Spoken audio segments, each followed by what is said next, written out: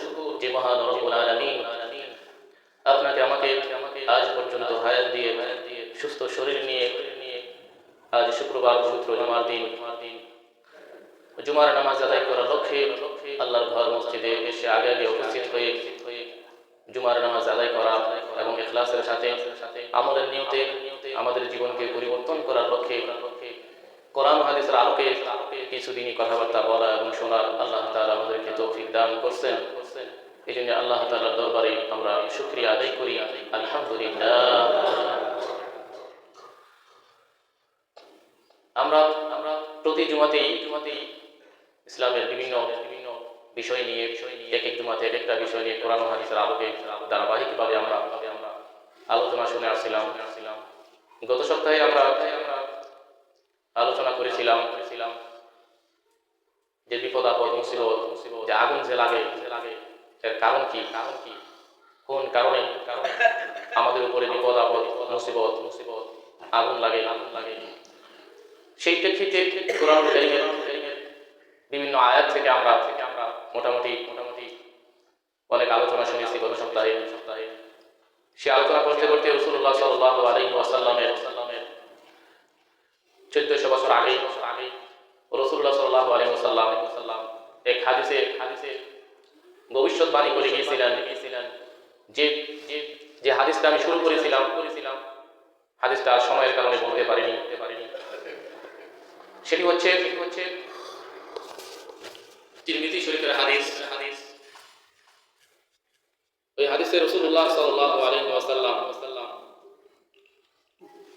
ফরমান যে আমার উম্মত যখন 15টি বিষয় এরকম যে বিষয়গুলো, যে খাসলত 15টি আছে, ওগুলো যদি তারা করতে থাকে তো তাদের উপরে 3 ক্যাটাগরি, 3 ধরনের বিপদ আপদ মুসিবত চলে আসবে বলেছিলাম। তার মধ্যে একটা ছিল অগ্নিবায়ু। বাতাস থাকবে, প্রচন্ড বাতাসের সাথে আগুন শুরু হয়ে যাবে হঠাৎ করে, যে আগুনে অনেক কিছু সারকার করে দিবে, যেটা দলিল কোরআনের বিভিন্ন আয়াতে শুনেছেন। আর এটা প্রমাণ পেয়ে গেছেন যে আমেরিকার ক্যালিফোর্নিয়া লস অ্যাঞ্জেলেসে যে আগুন লেগেছে কোরআন হাদিসের সাথে মিলে গেছে। তো এই হাদিসটি হযরত আলী ইবনে আবি তালিব থেকে বর্ণিত হয়েছে, তিরমিজি শরীফের 2210 নম্বর হাদিস। রাসূলুল্লাহ পুরো হাদিসটা এখন আপনাদেরকে শোনাবো যে 15টি কাজ করলে এই 3 ক্যাটাগরি মুসিবত আসে। তার মধ্যে প্রথমটা কি? অগ্নিবায়ু, ভূমিধস, চেহারা বিকৃতি। 2211 নম্বর হাদিসে এই 15টি আলামত আছে, সাথে আরেকটা বেশি আলামত আছে, কিন্তু মুসিবতগুলো এগুলো হয়।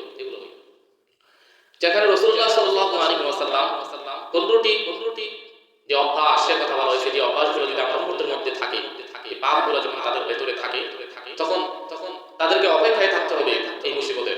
সেই মুসিবত হয়তো বা কখনো এই পাপের কারণে রাষ্ট্রের উপরে হবে, অথবা কোনো জেলা ভিত্তিক হবে, কোনো এলাকা ভিত্তিক হবে, অথবা কোনো গ্রাম ভিত্তিক, কোনো পাড়া ভিত্তিক, অথবা কোনো ব্যক্তিগত জীবন। এই মুসিবতের সম্মুখীন তাকে হতেই হবে। এক সময় সেই মুসিবতের সামনে তাকে আসতেই হবে। কারণ রাসূলুল্লাহ সাল্লাল্লাহু আলাইহি ওয়াসাল্লামের বাণী মিথ্যা হইতে পারে না, আল্লাহর কালাম কখনো মিথ্যা হইতে পারে না। তো রাসূলুল্লাহ সাল্লাল্লাহু আলাইহি ওয়াসাল্লাম বলেন, ইযা ফাআলাত উম্মতি 15 যে আমার উম্মত যখন এই 15টি কাজ খাসলত তাদের ভিতরে থাকবে, খাল্লা বিহা বালা, তখন তারা এক ভয়ঙ্কর মুসিবতের অপেক্ষা করতে হবে। ফাকিলা ওয়া মা ইয়া রাসূলুল্লাহ, রাসূল সাল্লাল্লাহু আলাইহি ওয়াসাল্লাম যখন সাহাবাদের সামনে এই মুসিবতগুলোর কথা বলতেছিলেন, তখন তারা বলল, ইয়া রাসূলুল্লাহ, ওগুলা কি? তখন রাসূলুল্লাহ সাল্লাল্লাহু আলাইহি ওয়াসাল্লাম বললেন যে ইযা কানাল মাগনামু দুওয়ালা, যে যখন গনিমতের মাল, নিজের সম্পদ, নিজের মাল বলে তারা এটা ব্যবহার করে দিবে। গনিমতের মাল, রাষ্ট্রের সম্পদ, মাল যখন জনগণের জন্য আসে, সেই সম্পদকে তারা যার সম্পদ জনগণের সম্পদ বা যার সম্পদ তার কাছে পৌঁছে না দিয়ে সেটাকে নিজের মাল মনে করে ভোগ করে ফেলে। এরকম অবস্থা যখন চলতে থাকবে, করতে থাকবে, তখন তাদের উপরে যে ভয়ঙ্কর মুসিবত এক সময় চলে আসবে।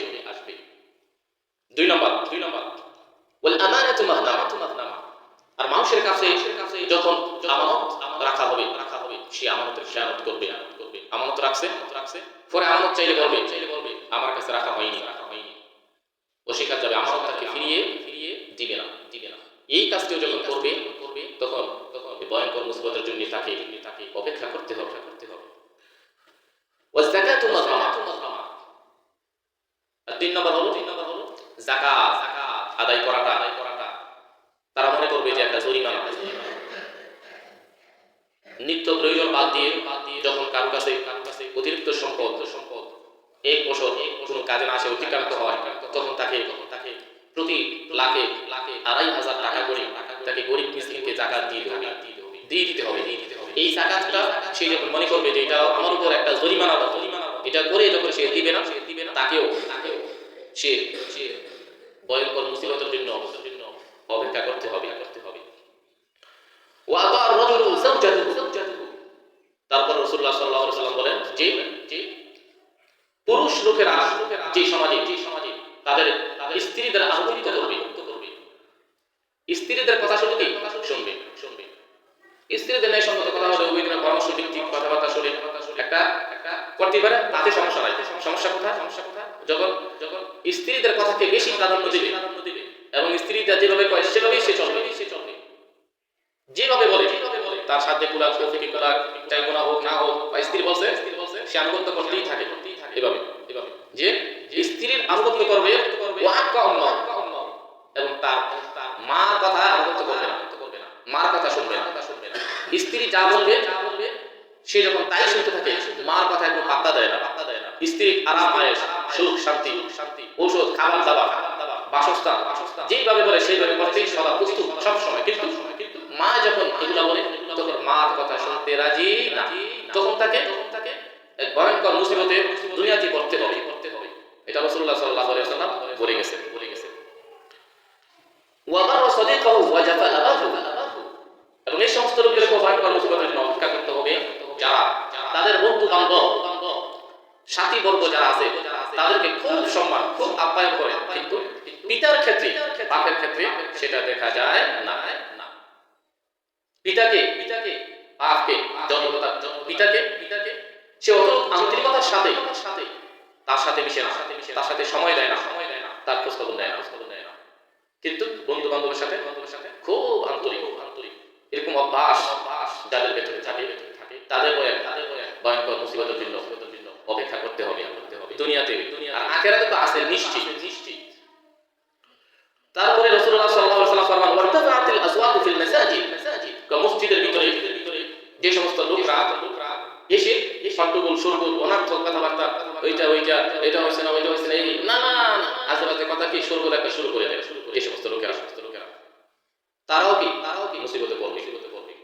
যে সমাজে যে সমস্ত লোকেরা এই কাজগুলো করে। وكان زعيم القوم أطهرهم وأكرم الرجل مخافة شره। এখানে বলা হয়েছে যে সমাজের খারাপ শ্রেণীর লোক, নিম্ন বদ খাসলতের লোকেরা যে সমাজে নেতৃত্ব প্রদান করবে এবং যে সমাজের অভদ্র অসভ্য বেআমল লোকদেরকে সম্মান করবে, তাদের ভয়ে, তাদের খারাপ আচরণের ভয়ে তাদেরকে সম্মান করবে। দেখবেন অনেকে স্বভাব চরিত্র খারাপ, অনেক নেতা খেতা, তারা অনেকের ভিতরে ভালো স্বভাব চরিত্র নাই, কিন্তু তাদেরকে মানুষ কি করবে? সালাম দেয়, সম্মান করে। কেন? তারা যদি সম্মান করা না হয় তার অনিষ্ট থেকে সে নিরাপদ না, তাকে যে কোনো সিস্টেমে ফাঁসিয়ে দিবে। এরকম খারাপ লোকেরা যখন সমাজের নেতৃত্ব দেবে, কর্তৃত্ব করবে, তখন যে সমস্ত লোকেরা খারাপ লোকদেরকে নেতৃত্ব স্থানে বসিয়ে রাখবে, তাদের আনুগত্য করবে, ওই এলাকার জনগণ লোকেরাও একটা না একটা মুসিবতে কি করবে। ওয়াশুরিবাতিল খুমুর ওয়ালাবিসাল হারির।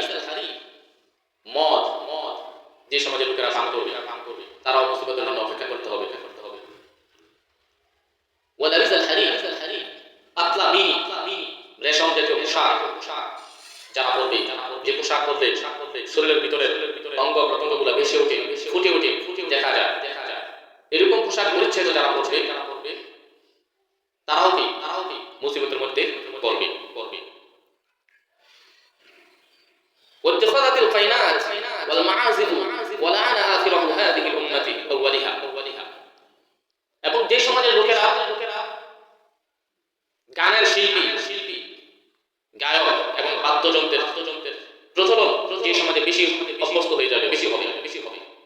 তাদেরকেও মুসিবতের জন্য অপেক্ষা করতে হবে। এর পরের হাদিসে যে কথাটা বলা হয়েছিল ওইটা আমি গত সপ্তাহে বলেছিলাম যে কত ইলমা লিগাইরিদ দ্বীন, ধর্ম বিবর্জিত শিক্ষায় যারা ব্যস্ত হয়ে পড়বে, দ্বীন ইসলাম যে শিক্ষায় নাই ওই শিক্ষায় শিক্ষিত হওয়ার জন্য, শিক্ষিত করার জন্য, শিক্ষিত বানানোর জন্য, শিক্ষা দেওয়ার জন্য, শিক্ষা নেওয়ার জন্য যে সমাজের লোকেরা যারা বেশি পাগল করা হয়ে যাবে দ্বীন ইসলাম শিক্ষাকে নিচে রেখে ধর্ম বিবর্জিত শিক্ষার জন্য যারা বেকুল হয়ে পড়বে তাদেরকেও মুসিবতের জন্য কি করতে হবে? অপেক্ষা করতে হবে। যে আমাদের শিক্ষা করতে পারেন কোনো সমস্যা নাই, কিন্তু একজন মুসলমান হিসাবে আমার দ্বীন বোঝার জন্য, নামাজ সহি করার জন্য, দ্বীন মতো চলার জন্য যতটুকু ইলম শিক্ষা করে সেতটুকু শিক্ষা করার পরে ওগুলো শিক্ষা করতে কোনো সমস্যা নাই। আর এগুলোকে একবারে বাদ দিয়ে না আমি আল্লাহ তাআলার কোরআন পড়তে পারি, না হাদিস পড়তে পারি, না আমি নামাজ সহি শুদ্ধ করে পড়তে পারি, না আমার দ্বীনি ইলম কিছু না কিছু জ্ঞান কিছুই নাই, কিন্তু ধর্ম বিবর্জিত শিক্ষার জন্য আমি 24 ঘন্টা সময় দিতে পারি, কিন্তু দ্বীন ইসলাম শিক্ষা করার জন্য আমার সেই আকর্ষণ মনোযোগ নাই। যদি এই অবস্থা হয় তাহলে মুসিবতের জন্য তাদেরকে অপেক্ষা করতে হবে। তলাবুল ইলমি ফরিদাতুন আলা কুল্লি মুসলিমিন ওয়া মুসলিমা। দ্বীনি ইলম যতটুকু প্রয়োজন শিক্ষা করা প্রত্যেক নরনারীর উপর এটা ফরজ। তারপর রাসূলুল্লাহ সাল্লাল্লাহু আলাইহি ওয়াসাল্লাম বলেন যে ফালিয়াতাখিবু ইনদা যালিকা, যদি এই সমস্ত কাজগুলা তারা করতেই থাকে তাদেরকে অপেক্ষা করতে হবে।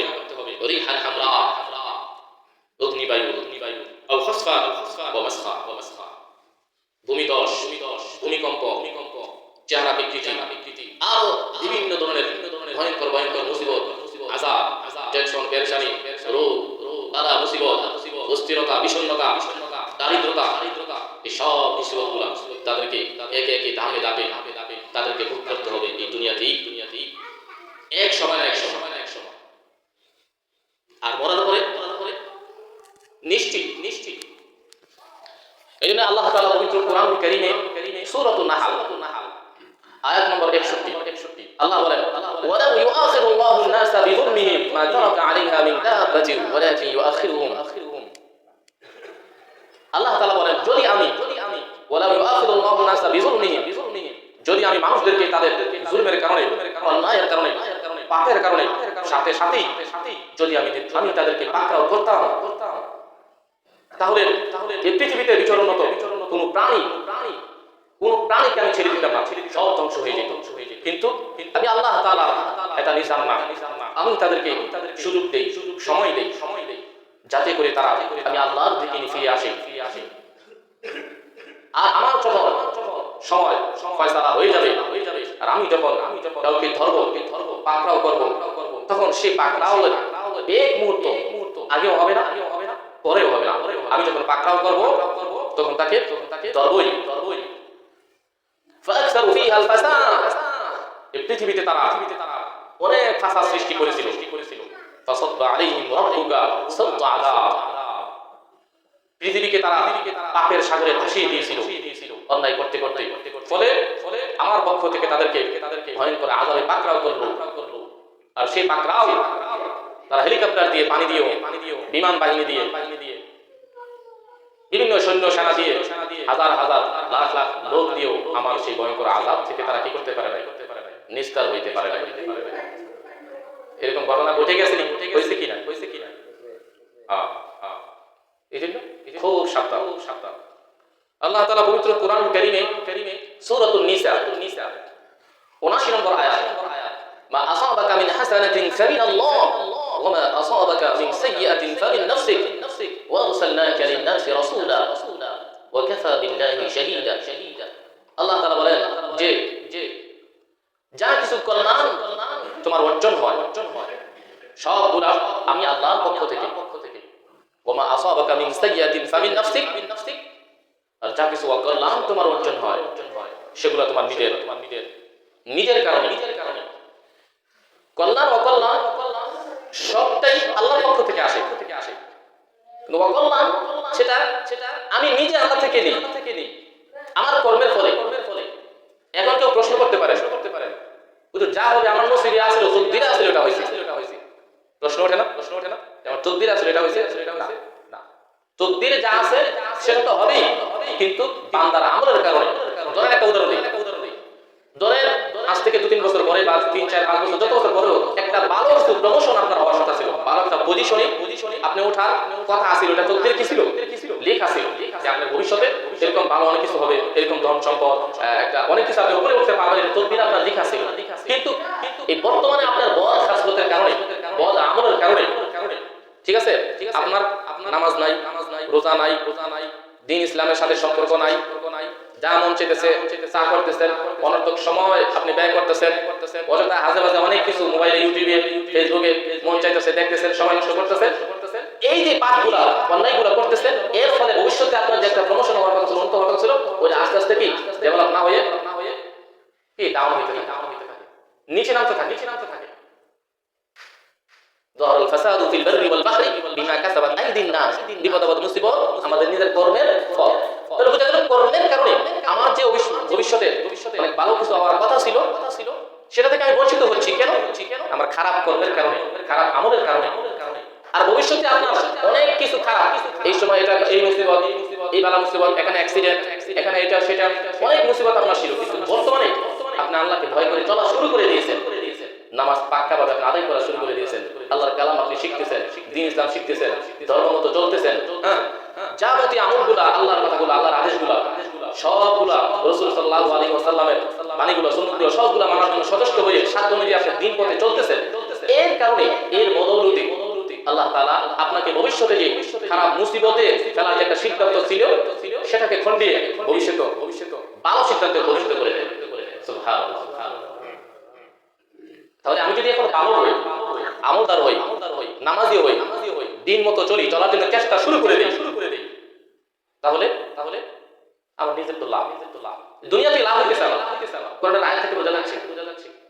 আর যদি আমার মন মতো উদ্ভট আচরণ চলাচল, আল্লাহ আমাদেরকে বানাইছে আল্লাহর হুকুম মানার জন্য, হুকুম মানি না, কোনো খোঁজ খবর নাই, তাহলে যাবে দাবি একটা মুসিবত, টেনশন, পেরেশানি, বিষণ্ণতা, অস্থিরতা, রোগ শোক থেকেই যাবে, শেষ হবে না।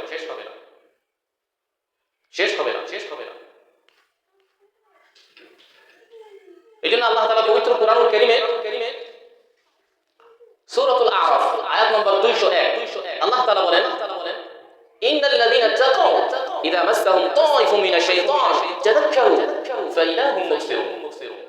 নিশ্চয় আল্লাহ বলেন যে নিশ্চয় ওই সমস্ত লোক যারা ভয় যাদের ভেতরে কাজ করে, আমি আল্লাহকে ভয় করে মনার উপর আমার একটা অফুরন্ত জীবন আসতেছে সামনে, আমি যদি এখানে উল্টা পাল্টা চলি তাহলে আমাকে আল্লাহ তাআলার কাছে, আল্লাহ তাআলার কাজ করে আমাকে দাঁড়াতে হবে।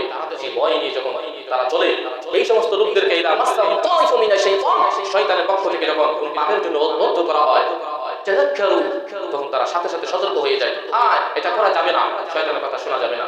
ফাইদা হুম মুবসিরুন, তখন তাদের চক্ষু খুলে যায়, যদি আমি পাপে জড়িত হই তাহলে এই পাপের জন্য আমাকে দুনিয়া এবং আখিরাতে কঠিন মুসিবতের সম্মুখীন হতে হবে। এই চিন্তাটা কারা করে? যারা আল্লাহকে ভয় করে। আখিরাতের ভয় যাদের ভিতরে আছে, কোরআনের কথা, আখিরাতের ভয় যাদের ভিতরে আছে তারা এটা কি করে, এই চিন্তাটা করে। এই জন্য আল্লাহ তাআলা পবিত্র কোরআনুল কারীমে সূরাতুল আরাফ 96 নম্বর আয়াতে আল্লাহ তাআলা বলেন, ওয়ালাউ আন্না আহলাল কুরা আমানু ওয়াত্তাকাউ লাফাতাহনা আলাইহিম দারাজাতিন মিনাস সামাই ওয়াল আরদি ওয়ালাকিন কাযযাবু ফাআখাযনাহুম বিমা কানু ইয়াকসিবুন। আল্লাহ তাআলা বলেন, যদি ওয়ালাউ আন্না আহলাল কুরা আমানু, এই পৃথিবীর মানুষ, এই জনবসতি, এই এলাকার মানুষগুলো যদি ঈমান আনতো, আমি আল্লাহর প্রতি ঈমান আনার পরে, ওয়াত্তাকাউ, আমাকে ভয় করে চলতো, আমি আল্লাহর প্রতি ঈমান আনার পরে কোন জনবসতি, কোন এলাকার লোক তারা যদি আমি আল্লাহর উপর তাদের ঈমানটা বানাইতো, তারা ঈমান বানিয়ে আমি আল্লাহকে ভয় করে চলতো, তাহলে আমি তাদের জন্য আসমান জমিনের সমস্ত বরকতের দরজাগুলো খুলে দিতাম। সুবহানাল্লাহ। লাফাতাহনা আলাইহিম দারাজাতিন মিনাস সামাই ওয়াল আরদি ওয়ালাকিন কাযযাবু ফাআখাযনাহুম বিমা কানু ইয়াকসিবুন। কিন্তু তারা আমি আল্লাহকে ভয় করে নাই, আমার উপর তাদের ঈমানকে বানাই নাই, তারা তা প্রত্যাখ্যান করেছে। ফাআখাযনাহুম বিমা কানু ইয়াকসিবুন, ফলে আমি তাদেরকে পাকড়াও করে ফেললাম তাদের এই অপকর্মের কারণে। আমরা আল্লাহ যে আমাদেরকে ধরবে, পাকড়াও করবে, এই যে কথাটা আল্লাহ, সেই কথা থেকে আমরা একেবারে নিরাপদ, নিজেদেরকে কি অনেক নিরাপদ মনে করি। এই কথাটা আল্লাহ কোরআনে বলছেন। তারপরের আয়াত 97 নম্বর আয়াত সূরা আরাফ, এরপরের আয়াত 97 নম্বর আয়াত, আল্লাহ বলেন আফা আমিনা আহলুল কুরা আইয়াতিয়াহুম বাসুনা বায়াতাও ওয়া হুম নাঈমুন। তারা কি এই জনপদ, এই জনগোষ্ঠী, তারা কি নিজেদেরকে নিরাপদ মনে করে নিছে যে কোন এক রাত্রিতে তাদের উপর আমার পক্ষ থেকে আযাব মুসিবত আসবে না, এরকম অবস্থায় যে তারা ঘুমিয়ে থাকবে। ঘুমের মধ্যেও আমার পক্ষ থেকে এক ভয়ঙ্কর আযাব মুসিবত তাদের উপরে আসতে পারে। সেই মুসিবত যেই তাদের উপরে আসবে না, এটা সম্পর্কে তারা কি নিরাপদ হয়ে গেছে? নিরাপদ হওয়া যাবে না। মুসিবত ঘুমের মধ্যেও আমার উপরে মুসিবত আসতে পারে।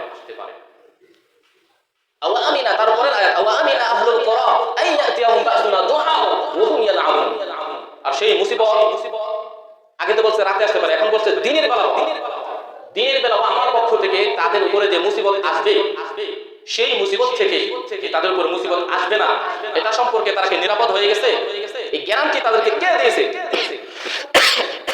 আমি আল্লাহ তো বলতেছি বারে বারে, সাবধান, খবরদার, সাবধান হয়ে যাও। আমি আল্লাহর হুকুম আগে মানতে থাকো।